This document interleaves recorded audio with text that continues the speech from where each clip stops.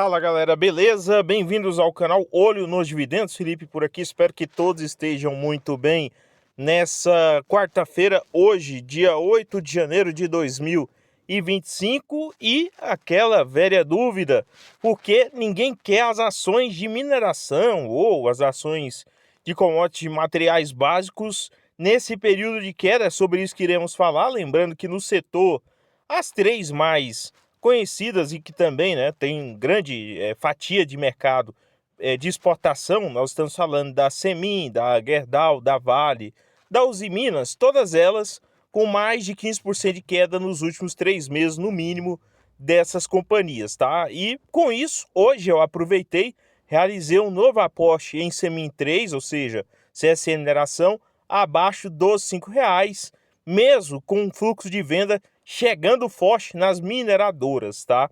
Além disso, nós tivemos uma boa notícia ontem na Irani sobre uma receita fiscal, né?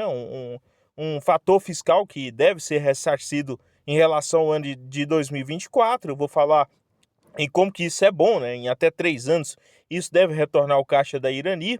E também, né, a Engie hoje teve entrada de operação de um dos seus mega projetos aí que ela está realizando pensando médio e longo prazo. Mesmo assim, não fez preço no papel, tá?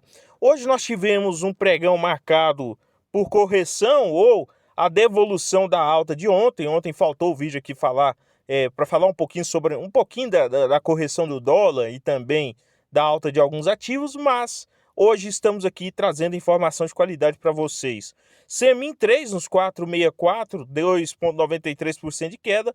Eu não resisti. Quem sabe, quem segue aí, né, o canal há mais tempo em relação lá, o canal O Gerador de Riqueza, sabe que eu gosto de Semin 3 abaixo dos R$ 5, aí não tem como, é começo de compra, mesmo com mais calma, mais cautela, tentando aproveitar melhor essas oportunidades. Vale no 51 e 55, com a Semin abaixo dos 5, aí os meus olhos ficam mais, a lupa, né, ela fica maior em Semin, então eu vou pedir um preço melhor na Vale, mesmo sendo uma companhia de qualidade. Claro, se estava bom no 60, no 66, não é agora que vai ficar ruim, pelo contrário. Porém, né, tem aquilo, nós temos um forte fluxo vendedor de duas corretoras gringas, tá? É o JP Morgan e a Merrill Lynch também realizando forte fluxo de venda.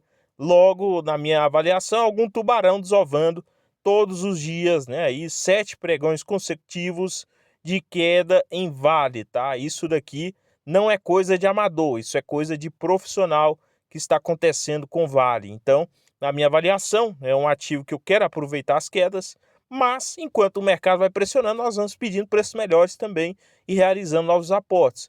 Você não precisa torrar o caixa inicialmente em, né, uma queda em um ativo de qualidade. Você pode aproveitar, né? Então, esse é o meu pensamento, pensando no médio e longo prazo. Engie Brasil também vai para a próxima aí dos 34 e estamos acompanhando de perto.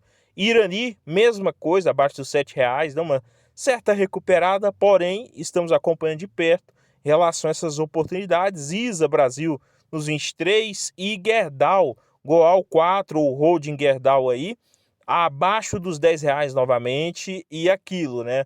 Eu tinha falado sobre ela chegar nos 12 recentemente, 11,50, e agora, em menos de um mês, ela recuando abaixo dos R$ 9. Então, um forte cenário vendedor dentro dessas companhias. Hoje, né, nós tivemos aqui um aporte, um lotezinho, para iniciar as operações em Semin 3 no ano de 2025, ou seja, aproveitar, né, esse viés aí de aversão a perdas. Qual que é essa perspectiva, né, do viés de aversão a perdas? É aquela velha frase aí do técnico Luxemburgo, né? A dor de perder é maior que a alegria de ganhar. Ou seja, ninguém nesse momento quer demonstrar que tem na carteira ações brasileiras de mineração, tá? Ou as mineradoras de ferro aí no curto prazo. Por quê? Porque não tem ali muito difícil você encontrar, até mesmo quem opera com opções, está com um resultado positivo nessas companhias, ao menos no curto prazo. Então, o risco, entre aspas, é totalmente evitado, tá? Pelo viés da aversão a perdas. Qual que é o problema? O problema é que quando nós tivermos outro cenário de minério de ferro, lembrando que eu vou falar logo adiante sobre esse cenário de minério de ferro agora, quando nós tivermos outro cenário, minério de ferro acima, novamente, dos $100, se possível, ou né, se a demanda aumentar ou algo do tipo acontecer, não sabemos quando, mas que pode acontecer, ou se virar também o cenário econômico, o que acontece? Todos, tá? Quando o ativo subir, vão dizer, né? Não, estava comprando sim, poxa. Ou aquela velha máxima. Eu poderia ter comprado quando estava lá naquele X valor, né? Então, claro que não é agora, no curto prazo que você tem que fazer, né? Esse balanço, tá? É um balanço de mais longo prazo para não cair no viés da aversão a perdas, tá? Que aí você consegue tomar melhores decisões. Então, sobre Semin, 10% de queda só nos últimos 5 dias, é basicamente um dividendo que ela paga por ano, né? 0,52 por ação as últimas quedas, tá? Se você pegar aqui do início do ano até agora, dá mais de 10% nos últimos pregões. Aí eu separei alguns dados aqui em gráfico sobre indicadores fundamentalistas e os seus históricos. A começar por 4 deles, tá? EV/EBITDA, o menor número desde o IPO da companhia, menor até mesmo que 2021, tá? Então, EV/EBITDA que tem a média em Semin 3 na casa dos 4,40 vezes, né? Ou seja, a negociação do valor de mercado em relação ao lucro antes dos impostos praticamente, seria aí uma das explicações. Não é só essa explicação, tá, sobre o EV/EBITDA, eu acho que tem explicações ainda que você poderia implementar aí como fluxo de caixa, mas basicamente, tá, é o menor número e isso demonstra o que o mercado está fazendo com algumas companhias. E no caso de Semin 3 pode ser só o início, né, de oportunidades. Nós temos um ROI hoje acima dos 30%, a média da companhia é de 37%, tá? A média do setor é de 9%, ou seja, ela trabalha muito acima da média do setor. Lucro por ação, nós não tivemos um crescimento expressivo em relação aos 2 últimos anos, mas ainda assim, tá? Está ali no 0,71, próximo da média da companhia, tá? E um crescimento, se você pegar, tirando 2023, é bem parecido em relação aos últimos anos, tá? O lucro por ação, mesmo que no terceiro trimestre começa a ter uma queda ali, mais de 50% desse lucro. E um outro fator, tá? Não é só fator de ataque que a companhia vive. Digamos que o endividamento, né, seria ali a defesa da companhia. Então, dívida líquida sobre EBITDA. O que nós temos? O endividamento, né, dividido ali pelo faturamento, antes também dos impostos e também outros tipos de despesas, tá? Então, ou faturamento antes de custos variáveis, se pode colocar, nós estaríamos falando aí hoje do fator negativo, ou seja, ela fatura mais do que o endividamento líquido no curto prazo, na ordem de negativa de 0,88%, ou seja, muito superior em relação, né, aí o que ela tem de endividamento líquido para o curto prazo. E sobre um outro fator que aí sim chama a atenção, que é o dividendo yield da Semin 3. Quem fala que não é um dividendo atrativo está mentindo.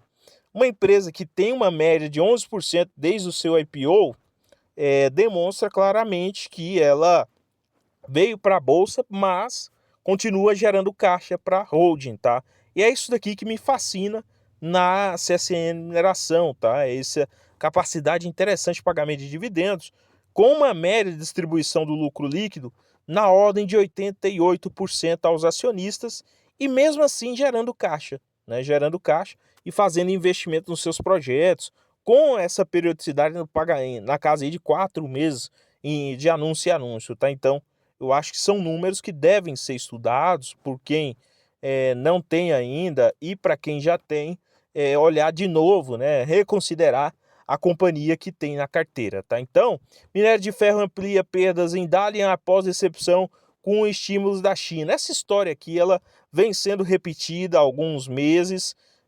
Nós temos algumas previsões de analistas que esperam o preço do minério de ferro abaixo dos $100. Precisamente, o consenso é na casa de $80, ou seja, daria aí mais uns 20% de queda, podemos dizer.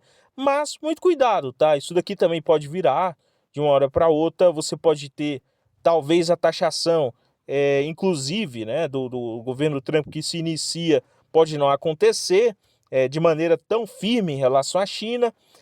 Hoje, né, nós tivemos uma forte queda sobre essa expectativa de tarifas do governo Trump, então muito cuidado, é imprevisível, tá? Esse segmento ele é imprevisível, ele pode iniciar um ciclo de alta com um ou outro vetor e, né, por números você pode ficar de fora, então muito cuidado.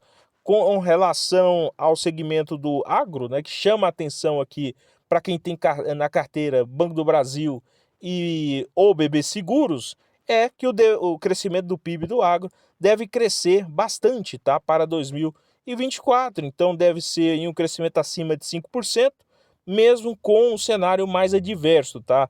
Por que que isso daqui, em teoria, seria bom?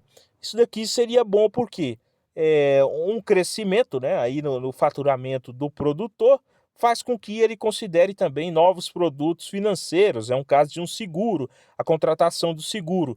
Isso na teoria, tá? Porque na prática a procura também ela deve ocorrer no momento mais difícil, é onde você sente a falta, né, desse seguro agrícola, aí você procura a seguradora. Então, mesmo assim, né, é uma notícia positiva em meio a tantas notícias ruins no segmento rural que impacta diretamente o Banco do Brasil.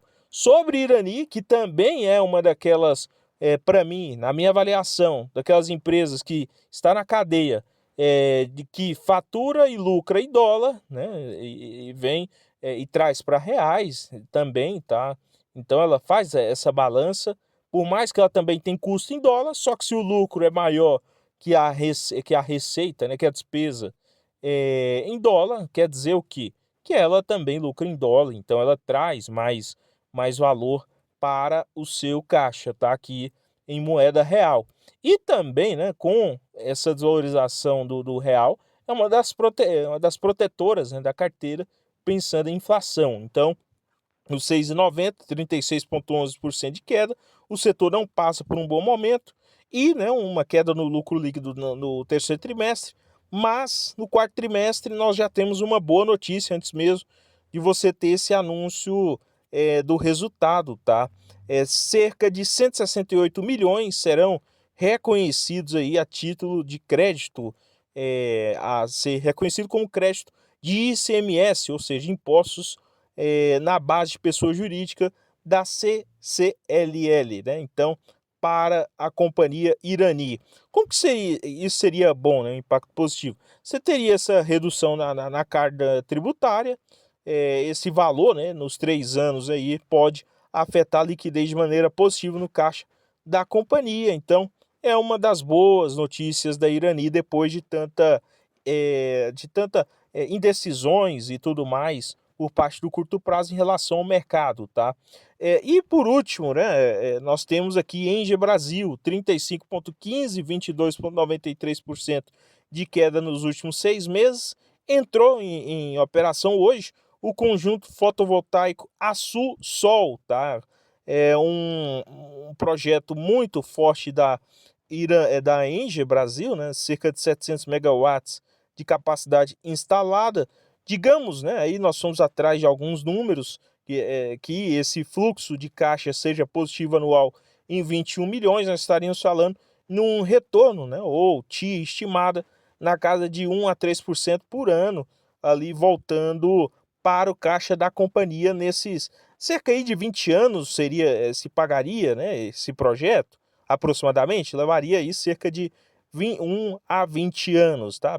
É bem possível que isso o investimento inicial seja pago aí na casa de 20 anos, podendo ser, né, mais que isso, ou antes que isso, a depender de outros preços, outros fatores. Então, o que nós percebemos em relação ao que foi citado aqui, né? Existe um mundo paralelo, né, entre mercado e as empresas reais, tá? Então, né, você vê aqui Irani com uma notícia boa, você vê Engie Brasil com outra notícia boa, e você vê os fatores de mercado em relação a fluxo de venda, tá? Então, muito cuidado com a discrepância, né, entre os dois mundos reais.